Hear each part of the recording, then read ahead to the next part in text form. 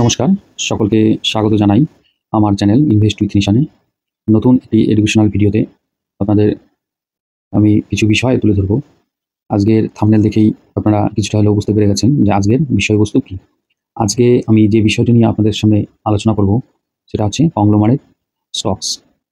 এবার conglomerate stocks বলতে আমরা কী বুঝি এই ভিডিওতে সেটা নিয়ে আলোচনা করব, এবং কেনই বা আমি এখানে এই বিষয়টাকে আপনাদের সামনে তুলে ধরছি সেটা নিয়ে আলোচনা করব, এবং এই বিশেষ ধরনের স্টকসের কী ক্যারেক্টারিস্টিক্স এবং এর কী পজিটিভ এবং নেগেটিভ পয়েন্ট রয়েছে তার সাথে কিছু এক্সাম্পল আমি আপনাদের সামনে তুলে ধরবো।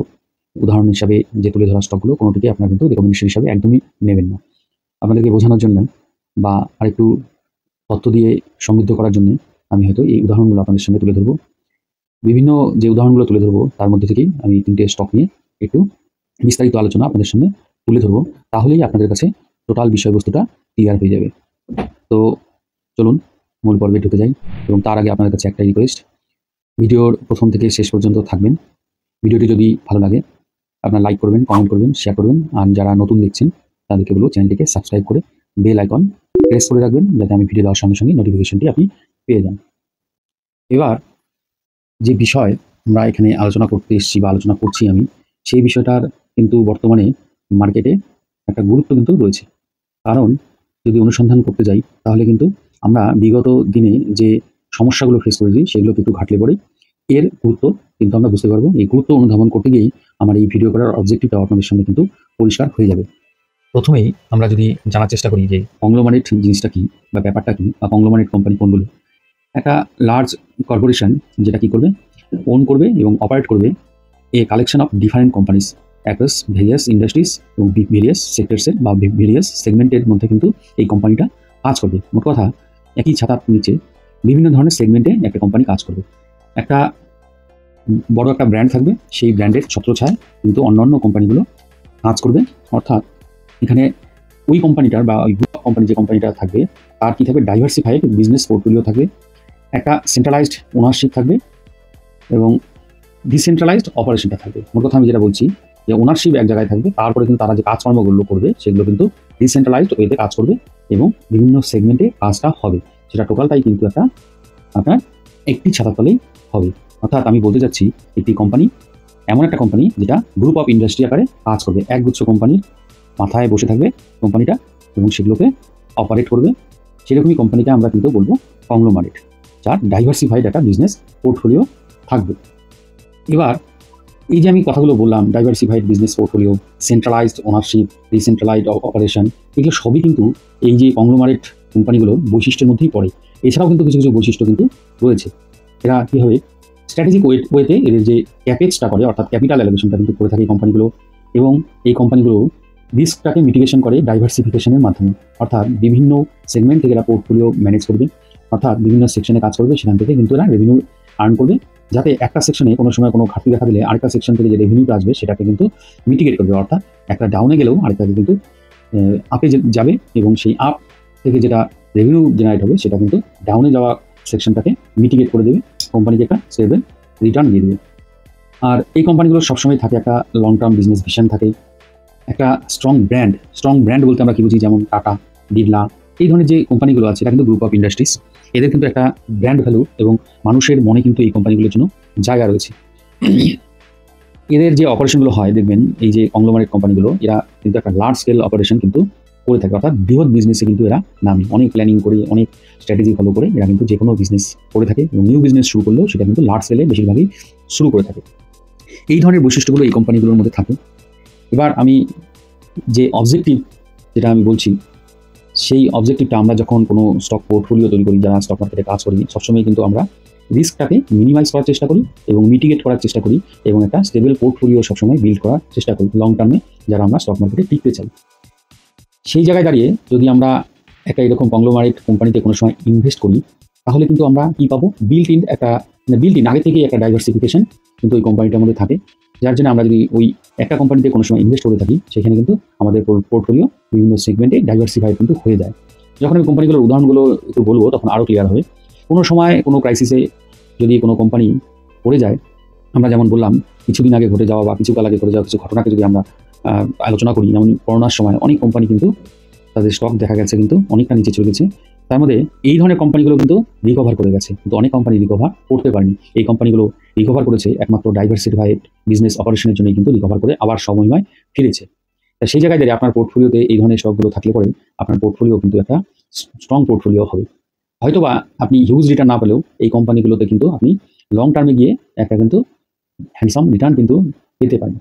অর্থাৎ একটা যেটা বলে যে একটা ব্যালেন্স পোর্টফোলিও, সেই ধরনের একটা পোর্টফোলিও কিন্তু ইনবিল্ট এদের মধ্যে থাকে। তার মধ্যে যদি আপনার পোর্টফোলিওতে এই কোম্পানিগুলো থাকে, আপনি দেখবেন যারা 5, 7, 10 বছর ধরে এই স্টকগুলো নিয়ে কাজ করে তাদের কিন্তু পোর্টফোলিও পড়লেও কিছুটা পড়লেও সেটা পার্সেন্টেজ হারে অনেকটা কম পড়ে, এবং সেটা আবার রিকভার যখন করতে শুরু করে অটোমেটিক আবার সেই জায়গায় চলে আসে। অর্থাৎ এই কোম্পানিগুলোর এত সুন্দর অপারেশন, এত সুন্দর স্ট্র্যাটেজি যে এরা সহজেই কিন্তু বড় বড় সমস্যাগুলোকে ওভারকাম করে আবার সময়ময় ফিরে আসে, যার জন্য এই কোম্পানিগুলোর ওপর লং টার্ম ইনভেস্টরদের কিন্তু একটা কনফিডেন্স কিন্তু এর মধ্যে পায় এবং ইনভেস্টেড থাকে। যখনই সুযোগ পায় কোনো কারেকশন, কোনো ধরনের ফল, কোনো নিউজের কারণে বা কোনো গ্লোবাল টেনশনের জন্য কিন্তু এই স্টকগুলো অনেক সময় পড়তে দেখা যায়। এই যে বিয়ার মার্কেট যখন আসে তখন এই কোম্পানিগুলো কিন্তু অল্প বিস্তর কারেকশন হয়, হিউজ ফল না হলেও সেই কারেকশনের সুযোগগুলো কিন্তু লং টার্ম ইনভেস্টররা নিজেদের পোর্টফোলিও বিল্ড করার ক্ষেত্রে কাজে লাগান। বর্তমান পরিস্থিতিতে আজকে যে আমেরিকা এবং ইন্ডিয়ার মধ্যে ট্রেড টেনশন, এটা একটা গ্লোবাল টেনশন কিন্তু হয়ে গেছে। সেই জায়গায় দাঁড়িয়ে আমরা যারা স্টক মার্কেটে সবসময় থাকি, যারা স্টক মার্কেটটাকে ভালোভাবে বোঝার চেষ্টা করি এবং লং টার্মে একটা পোর্টফোলিও বা ওয়েলথ ক্রিয়েশনের চিন্তা ভাবনা করি, তাদের কিন্তু এই সব বিষয়গুলো ভাববার সময় এখন এসেছে। যারা পুরনো আছেন অলরেডি তারা কিন্তু এইভাবেই ভাবেন। হয়তোবা আমার থেকে দু একজন ডেভিয়েশন আমার চিন্তা ভাবনা থেকে আলাদা হতে পারে, কিন্তু আমার চিন্তা ভাবনা যেটা সেটাই আপনাদের সামনে তুলে ধরলাম। নিউ ইনভেস্টররা যারা জানেন না তারা আমার কাছ থেকে এই যে বিষয়টা বা তথ্যটা পেলেন, আশা করি আপনাদের কাজে দেবে। এবার এই কোম্পানিগুলোর যেমন সুবিধা আমি অনেকগুলোই বলেছি, যদি একত্রে আমি এগুলোকে বলতে যাই তাহলে এখান থেকে আমরা কি কি সুবিধা পাই বা এর কি পজিটিভগুলো আছে সেগুলো যদি আপনাদের সামনে তুলে ধরি, সেগুলো হচ্ছিল কিছু যদি আমি আলোচনা করি তাহলে প্রথম যে বিষয়টি আসে ডাইভার্সিফিকেশন ইন ওয়ান স্টক। অর্থাৎ একটি স্টক যার মধ্যে বিভিন্ন সেগমেন্টের বিজনেস বা অপারেশন আমরা দেখতে পারবো। যেমন উদাহরণ হিসেবে যদি আমরা টাটা গ্রুপে ধরি, টাটা গ্রুপের আন্ডারে কত ধরনের স্টক আপনারা কিন্তু জানেন। এবার ওই স্টকগুলোর ভেতরেও কিন্তু আবার ডাইভার্সিফিকেশন আছে। যদি আমরা টাটা পাওয়ারের কথা বলি, এরা রিনিউয়েবল, ইভি চার্জিং বিভিন্ন কিন্তু সেক্টরে কিন্তু কাজ করে। আমি ডিটেলসে টাটা পাওয়ার নিয়ে আরেকটু আসবো। এবার রিলায়েন্সের কথা যদি বলি, এনার্জি, টেলিকম, রিটেল, টেক্সটাইল সব বিজনেসে কিন্তু এদের কিন্তু সেকশন কিন্তু রয়েছে। একটা স্টকের মধ্যেই যদি আপনি ইনভেস্ট করেন, আপনার কিন্তু ইনভেস্টমেন্ট এতগুলো সেক্টরে কিন্তু হয়ে গেল। সেই জন্যই বললাম ডাইভার্সিফিকেশন ইন ওয়ান স্টক। তারপরে stable revenue of different section. Stable revenue কোনো একটি সেকশনে মনে করুন রেভিনিউ কম দেখা দিল কোনো একটি কোয়ার্টারে, দেখা গেল ওই যে কম বা ঘাটতিটা আছে সেটা হয়তো আরেকটা সেকশন থেকে এতটাই বেশি রেভিনিউ আর্ন হলো, টোটালি একটা একে অপরকে একবার করে দেখা গেল স্টেবল একটা রেভিনিউ জেনারেট করে দিল। তারপরে এই ধরনের স্টকগুলোর একটা ব্র্যান্ড ভ্যালু রয়েছে, যেখানে বায়ারদের একটা কিন্তু সেন্টিমেন্ট কিন্তু রয়েছে। কারণ কি এই ধরনের কোম্পানিগুলোর ম্যানেজমেন্ট ভালো হয় এবং কোনো ক্রাইসিস হলেই কিন্তু এরা কিন্তু ওভারকাম করার ক্ষমতা রাখে। যেমন মানুষের কিন্তু টাটা, বিড়লা, মাহিন্দ্রা এই ব্র্যান্ডগুলোর প্রতি কিন্তু অনেকটা ফেথ কিন্তু রয়েছে। আরেকটা জিনিস, একটা স্টকই বিভিন্ন যখন সেক্টরে কাজ করে, অর্থাৎ একটা কোম্পানির বিভিন্ন অপারেশন যখন থাকে, তখন সেখানে ভবিষ্যতে গিয়ে একটা ডিমার্জার বা ভ্যালু আনলকিংয়ের ব্যাপার চলে আসে। এই ডিমার্জার কেমন? ধরুন যেমন আমরা কিছুদিন আগে দেখলাম আইটিসি হোটেল সেগমেন্টটা কিন্তু আলাদা হয়ে গেল। এবার যাদের কাছে আইটিসি স্টক ছিল তারা কিন্তু এই ডিমার্জারের বেনিফিটটা পেয়েছে। আইটিসি কিন্তু ডিমার্জারের ফলে একটা করে আইটিসি হোটেল স্টক কিন্তু অনেকেই পেয়েছেন। এবার এই যে ডিমার্জ হয় তখন দেখা যায় যে বেশিরভাগ স্টকের ক্ষেত্রে 80% স্টকের ক্ষেত্রে দেখা যায় যে ডিমার্জ হওয়ার পরে সেই স্টকগুলোর মধ্যে কিন্তু ভালো একটা গ্রোথ দেখা দেয়।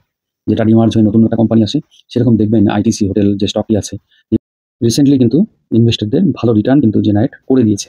এটা আমি একটা উদাহরণ হিসেবে আপনাদেরকে বোঝানোর জন্য তুলে ধরলাম। আরেকটা জিনিস, এই ধরনের কোম্পানিগুলো যারা বড় বড় কোম্পানি, কংগ্লোমারেট যে কোম্পানিগুলো আছে, এরা সবসময় কিন্তু আগামীতে দেশ বা ইকোনমি কোন দিকে গ্রোথ করবে, কোন সেক্টরটায় গ্রোথ দেখা দেবে, দেখা যাবে তারা কিন্তু আরেকটা সেগমেন্ট খুলে নতুন বিজনেস কিন্তু শুরু করে এবং সেখান থেকে একটা স্কোপ থাকে হিউজ রিটার্ন জেনারেট করার।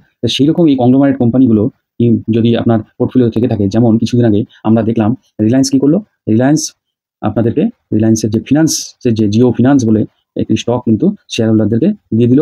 ওয়ান স্টক ইস টু একটা করে স্টক দিয়েছে সকলকেই। যাদের রিলায়েন্সের একটা স্টক ছিল তারা কিন্তু রিলায়েন্স জিওর স্টক কিন্তু একটা করে পেয়েছেন।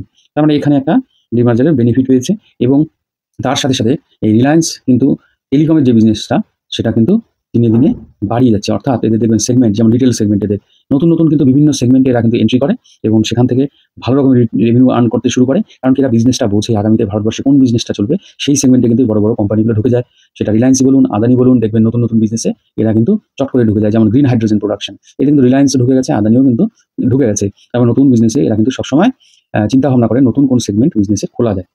সেই জন্য এই কোম্পানিগুলোর কিন্তু একটা পজিটিভ দিক কিন্তু রয়েছে। আরেকটা হচ্ছে এইখানে এই কোম্পানিগুলো অনেক সময় কি হয়, এদের ব্র্যান্ড ভ্যালু এতটাই থাকে যে বিভিন্ন যে লোন দেওয়ার ক্ষেত্রে যে কোম্পানিগুলো লোন দেয় তারা কিন্তু এদেরকে খুব লেস ইন্টারেস্টে কিন্তু লোন দেয়, অর্থাৎ এরা যা ইনকাম করে তার খুব কম পোর্শন লোনের ইন্টারেস্ট হিসাবে পে করতে হয়। মানে এমন একটা ইমেজ এরা তৈরি করেছে ভারতবর্ষের বুকে, যার জন্য এদের কিন্তু গ্রোথ প্রসপেক্ট বেশি থাকে। কারণ কি এদের যখন প্রফিট বাড়বে অথচ ট্যাক্স বা লোনের ইন্টারেস্ট কম দিতে হয়, তখন কিন্তু এদের প্রফিটের মাত্রাটা অনেকটাই বেশি দেখা দেয় অন্যান্য কোম্পানিগুলোর থেকে, যেহেতু এরা লো ইন্টারেস্টে লোন পেয়ে যান এবং সেই হিসাবে এরা কিন্তু অপারেশনটা ভালো মতো চালিয়ে যেতে পারে। এবার এগুলো গেলো পজিটিভ। এবার আমি যদি কিছু জিনিস আপনাদের সামনে তুলে ধরি, এগুলো কোম্পানির কিছু নেগেটিভ যে জিনিসগুলো আছে সেগুলো একটু আমার মনে হয় আপনাদের সামনে তুলে ধরা উচিত। কারণ কি এই ধরনের বিজনেস যারা করে এরা বড় কোম্পানি হয়, এদের যে ব্যালেন্স শিট থাকে এটা কিন্তু কমপ্লেক্সিটি থাকে আমাদের পক্ষে অ্যানালাইজ করা, কারণ কি এরা বিভিন্ন সেকশন থেকে বিভিন্ন রকম আর্নিংস শো করে এবং সেগুলোকে একবারে বোঝা, আর একটা কোম্পানির একটা সেক্টর থেকে ইনকাম হবে সেটা কিন্তু আমাদের পক্ষে বোঝা অনেকটা সুবিধা। এবার যখন অনেকগুলো সেগমেন্ট থেকে এরা ইনকাম জেনারেট করছে, বিভিন্ন সেগমেন্টগুলো আলাদা আলাদা করে ডাটা পাবলিশ করে, তখন কিন্তু এই রেজাল্টগুলোর মধ্যে দিয়ে গো থ্রু করা বা রিড করা, অ্যানালাইজ করা আমাদের মতো রিটেলারদের পক্ষে একটু কষ্ট হয়ে যায়। এবার আরো কি সমস্যা হয়, এদের যে কোনো ডিসিশন নিতে গেলে পরে এদের যদি এত বড় অর্গানাইজেশন এটাকে ম্যানেজ করে ডিসিশন নিতে গেলে একটা লং টার্ম প্রসিডিউরের মধ্যে দিয়ে যায়। আপনারা শুনবেন হয়তো যে জিও যে ইয়ে আছে, ওদের যে ফোনের যে ব্যাপারটা আছে, মোবাইল কানেকশনের যে ব্যাপারটা আছে, সেটা নিয়ে হয়তো রিলায়েন্সের আইপিও আনতে যাবে। এবার দেখবেন এটা অনেকদিন ধরেই শুনছেন যে রিলায়েন্স জিওর টেলিকমিউনিকেশনের আপনার লিস্টিং হতে যাচ্ছে, আইপিও বা স্টক, এটা শুনবেন কিন্তু সহজে দেখবেন আসছে না। তার মানে একটা আনসার্টেনিটি সবসময় থাকে, এদের লং একটা প্রসিডিওর এরা ফলো করে অনেক সময় অনেক কোম্পানির ক্ষেত্রে কিন্তু দেখা যায়। আরেকটা যেটা সেটা হলো গভর্নেন্স রিস্ক। যেমন হচ্ছে কোনো ফ্যামিলি ওরিয়েন্টেড কিছু বিজনেস থাকে, যেমন রিলায়েন্স কিন্তু একটা আম্বানি ফ্যামিলি, আদানি ফ্যামিলি, আমরা কিন্তু এগুলো জানি, রতন টাটা, এই যে আমরা এই নামগুলো এগুলো কিন্তু একটা ফ্যামিলি ছত্রছায়া কিন্তু এই কোম্পানিগুলো বেড়ে ওঠা। এই কোম্পানিগুলোর যখন কোনো একটা ফ্যামিলিগত কোনো পারিবারিক সমস্যা এদের মধ্যে দেখা যায় তখন কিন্তু একটা সমস্যা হয় এদের অপারেশনে। সেই জায়গায় দাঁড়িয়ে কিন্তু একটা রিস্ক অনেক সময় কাজ করে। বড় বড় কোম্পানিগুলোর দেখা গেল হঠাৎ করে এমডি বা সিইও রেজিগনেশন দিয়ে দিল, বা কোনো ধরনের কোনো ওনার বা কোম্পানির যে মেন যে ওনার আছে তার ডেথ হয়ে গেলো, তখন কিন্তু একটা কোম্পানিগুলো ক্রাইসিসে পড়ে। তবে এই যে নেগেটিভ যে জিনিসগুলো আছে এগুলো ততটা সেরকম গুরুত্বপূর্ণ নয়, তবে এই জিনিসগুলো কিন্তু যে হয় না সেরকমটা কিন্তু নয়। এই যে দীর্ঘসূত্রতা, ফ্যামিলি ম্যাটার এবং কমপ্লেক্স বিজনেস, এই জিনিসগুলো অনেক সময় রিটেলারদেরকে কিন্তু কনফিউজ করে। সেই জায়গায় দাঁড়িয়ে যারা অভিজ্ঞ মানুষ তারা কিন্তু সহজেই কিন্তু এগুলোকে আবার মিটিগেট করে যেতে পারে। এবার আমি ৩টে স্টক নিয়ে আলোচনা করবো, আপনাদেরকে বলেছি সেই স্টক ৩টে একটু দ্রুত আলোচনা করবো কারণ ভিডিওটি অনেক লেন্দি হয়ে যাচ্ছে। প্রথম যে স্টকটি নিয়ে আলোচনা করবো সেটি হচ্ছে টাটা গ্রুপ, তার একটি স্টক সেটা হচ্ছে টাটা পাওয়ার। এই যে কোম্পানিটি, এদের রেভিনিউ কিন্তু বিভিন্ন সেকশন থেকে আসে, আমি একটু দ্রুত বলবো। ট্রান্সমিশন এবং ডিস্ট্রিবিউশন সেক্টর থেকে বা সেকশন থেকে 62% মতো কিন্তু এদের রেভিনিউ জেনারেট হয়, যেটা কিন্তু আগে ছিল কিন্তু 59% মতো, এখন কিন্তু 62% মতো রেভিনিউ আর্ন করে ওই সেকশন থেকে। তারপর থার্মাল এবং হাইড্রো পাওয়ার জেনারেশন যে সেকশনটি আছে সেখান থেকে 24% রেভিনিউ আর্ন করে। রেভিনিউ এবার রিনিউয়েবল থেকে এরা রেভিনিউ আর্ন করে কিন্তু 13%। রিনিউয়েবলের মধ্যে কি আছে, solar, wind, EV charging station, এগুলো কিন্তু আপনারা জানেন। কোম্পানিটি এই যে বিভিন্ন সেকশনগুলো বললাম এই সেকশনগুলোতে কাজ করে। এছাড়াও আরেকটা আদার্স যে সেকশন সেখান থেকে কিন্তু 1% মতো রেভিনিউ জেনারেট করে। কিরকম সেটা, project management, contracts, infrastructure management service, satellite communication etcetera কিন্তু এই টাটা পাওয়ার কোম্পানিটা কাজ করে। এটা এমন একটা কোম্পানি যেটার কিন্তু ভারতবর্ষের যে ভবিষ্যৎ বা সাস্টেনেবল যে ডেভেলপমেন্ট ভারতবর্ষের যে গ্রোথ স্টোরি সেটাতে কিন্তু এর কিন্তু ভূমিকা আছে। এবং পাওয়ার জেনারেশন, সোলার পাওয়ার, এই যে জিনিসগুলো নিউ কনসেপ্ট, ইভি চার্জিং বা ইভি চার্জিং স্টেশন যেগুলো হচ্ছে সেখানে কিন্তু এদের কিন্তু ভূমিকা কিন্তু রয়েছে। এগুলো রিনিউয়েবল ক্ষেত্রে এর ইম্পর্টেন্স কিন্তু অপরিসীম। তারপরে আবার এই যে ইলেকট্রিসিটিটা বা পাওয়ারটা জেনারেট করে তার যে ট্রান্সমিশন এবং ডিস্ট্রিবিউশনের কাজগুলো কিন্তু এই কোম্পানিটা করে। তো এই কোম্পানিটা একটা কংগ্লোমারেট। এই যে এমনি তো মেন কোম্পানি যেটা আছে গ্রুপ, টাটা গ্রুপ, সেটাও একটা বড় ভাস্ট একটা ইনফ্রাস্ট্রাকচার। তার যে একটা স্টক সেটার মধ্যেও দেখুন কতগুলো সেকশন আছে, এটাকেও আমি একটা কংগ্লোমারেট হিসেবেই কিন্তু ধরে নিচ্ছি। রিনিউয়েবল সেকশন আছে, থার্মাল আছে, হাইড্রো আছে, ট্রান্সমিশন ডিস্ট্রিবিউশনের কাজ করে, বিভিন্ন সেক্টরে কিন্তু এই কোম্পানিটা কাজ করে যাচ্ছে। তো এই কোম্পানিটার কিন্তু একটা প্রসপেক্ট আমি দেখতে পাচ্ছি। এরপরে যে কোম্পানিটা আছে সেটা হচ্ছে রিলায়েন্স ইন্ডাস্ট্রিজ, যেটা সবথেকে বড় কিন্তু একটা কংগ্লোমারেট বলা চলে। রিসেন্টলি আমি যেটা বললাম এর মধ্যে রিলায়েন্স ইন্ডাস্ট্রির যে জিও ফিনান্স যে কোম্পানি, এটা এখান থেকে ডিমার্জ হয়ে গেছে, তার বেনিফিট কিন্তু শেয়ার হোল্ডাররা পেয়েছেন। এই কোম্পানিটি যে বিভিন্ন সেক্টরগুলো কাজ করে সেটা কিন্তু বিস্তারিত আলোচনা করি। প্রথমে অয়েল টু কেমিক্যাল যে সেকশনটা আছে সেখান থেকে 57% পর্যন্ত কিন্তু এরা রেভিনিউ আর্ন করে। রিটেল সেকশন থেকে কিন্তু 23% এর মতো রেভিনিউ আর্ন করে। এবার এই রিটেল সেকশনে কি কাজ হয় একটু আপনাদেরকে তুলে ধরি। সেটা হচ্ছে ইলেকট্রনিক্স, ফ্যাশন যেটা আমরা জানি, অ্যান্ড ফ্যাশন অ্যান্ড লাইফস্টাইল অর্থাৎ রিলায়েন্স ট্রেন্ডস আপনারা জানেন, গ্রসারিজ রিটেলের মধ্যে আছে এদের, তারপরে ফার্মা যেমন নেটমেড আপনার নাম শুনেছেন কিন্তু, এটার থ্রুতে কিন্তু এরা ওষুধ দেওয়া করে। তারপরে কানেক্টিভিটির যে কাজগুলো করে, ডিজিটাল কমার্স প্ল্যাটফর্ম এদের কিন্তু প্রচুর রয়েছে, ব্র্যান্ড স্টোর রয়েছে। হ্যাঁ, যেমন হচ্ছে ব্র্যান্ড স্টোরের মধ্যে Jio mart, Reliance fresh, milk basket, Reliance digital, Ajio, Zivame, এগুলো কিন্তু আপনারা সবাই কিন্তু জানেন, যেমন ক্লোভিয়া এগুলোও জানেন আপনারা। তারপরে ডিজিটাল সার্ভিস যেটা আছে রিলায়েন্সের, সেটার থেকে ওরা কিন্তু 17% কিন্তু রেভিনিউ আর্ন করে। যেমন ব্যান্ডের বিজনেস, তারপর মিডিয়া এন্টারটেনমেন্ট যে চ্যানেলগুলো আপনারা জানেন, সিএনবিসি টিভি, তারপরে কালার্স টিভি, নিউজ 18, ভূত বলে যে একটা অ্যাপ মোবাইলে আমরা ডাউনলোড করে গান শুনি, জিও হটস্টার, এগুলো কিন্তু আপনারা জানেন। তারপরে মানি কন্ট্রোল আপনারা সকলেই বলছিল, এটার মধ্যেও কিন্তু এদের কিন্তু স্টেক কিন্তু রয়েছে। এছাড়াও আরেকটি যেটা আছে oil and gas EP segment, এটাতেও কিন্তু এরা রেভিনিউ আর্ন করে, সেখান থেকে 1% কিন্তু রেভিনিউ আর্ন করে। এতগুলো সেকশন থেকে এরা কিন্তু রেভিনিউটা জেনারেট করে, তাহলে বুঝতে পারেন এর হিউজ কত ইনফ্রাস্ট্রাকচার। আমার কাছে যেটুকু জানা ছিল সেটুকু আপনাদের সামনে কিন্তু আমি তুলে ধরার চেষ্টা করলাম। এর বাইরেও আমি অনেক কিছুই বলতে পারতাম যেগুলো এই কোম্পানির সাথে যুক্ত আছে। এখন এগুলো বলতে গেলে ভিডিওটা অনেক লেন্থি হয়ে যাবে। সুতরাং আপনারা বুঝতে পারছেন যে এই কোম্পানিটার গুরুত্ব কতটা, এই কোম্পানির ভারতবর্ষের ইকোনমিতে কি ভূমিকা রয়েছে আপনারা কিন্তু জানেন। এর যে ডাইভার্সিফাইড বিজনেস, এর যে এত সেকশনে কাজ, যে কোনো সময় কিন্তু এর থেকে ডিমার্জার হবে যে কোনো একটা কোম্পানি, এরকম কিন্তু সম্ভাবনা সবসময় থেকে যাবে। আবার ভ্যালু আনলকিং যদি হয় দেখা গেল, তখন কিন্তু এখান থেকে শেয়ার হোল্ডাররা বেনিফিটেড হওয়ার একটা কিন্তু চান্সেস রয়েছে। তাছাড়াও এই স্টকগুলো সবসময় সবার পোর্টফোলিওকে কিন্তু স্টেবল রাখে। এই কোম্পানির স্টক কোনো সময় পড়লে আবার কিন্তু সময় রিকভার করে। এরপর যে কোম্পানিটা আছে সেটা হচ্ছে আইটিসি। আপনারা কিন্তু সকলেই এই কোম্পানির সাথে পরিচিত। রিসেন্টলি এর কিন্তু এই হোটেল সেগমেন্টটা আলাদা হয়ে গেছে, এবং এই ডিমার্জার হওয়ার পরে সেই হোটেল সেগমেন্টের স্টকের কি অবস্থা একটু আগেই কিন্তু আমি আলোচনা করলাম যে প্রচুর রিটার্ন কিন্তু দিয়েছে, এবং স্টকে একটা মোমেন্টামের মধ্যে কিন্তু আমরা দেখতে পাচ্ছি। এই যে কোম্পানিটা আছে আইটিসি, এদেরকে আমরা বিশেষ করে অনেকেই জানি যে এটা সিগারেট কোম্পানি। শুধু না, এটা যে এমন সিগারেট কোম্পানি, এই সিগারেট যে সেকশনটি আছে সেখান থেকে এরা কিন্তু আর্ন করে 42% মতো। আমি যে ডাটাগুলো তুলে ধরবো সেগুলো ফিনান্সিয়াল ইয়ার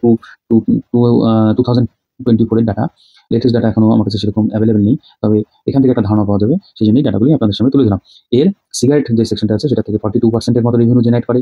এফএমসিজি সেক্টর আপনারা অনেকেই জানেন, এফএমসিজি এর কি প্রোডাক্ট, আশীর্বাদ যে ব্র্যান্ড আছে, আরও এরকম অনেক কিছুই কিন্তু ব্র্যান্ড থেকে বিভিন্ন রকমের দেখবেন, শ্যাম্পু, সাবান, এর বিভিন্ন, আমি ছবিতে বোঝানোর চেষ্টা করি, দেখে নেবেন স্ক্রিনশট নিয়ে কি প্রোডাক্ট রয়েছে। তারপরে এগ্রি বিজনেসের থ্রুতে এই জেনারেট করছে প্রায় 17% মতো।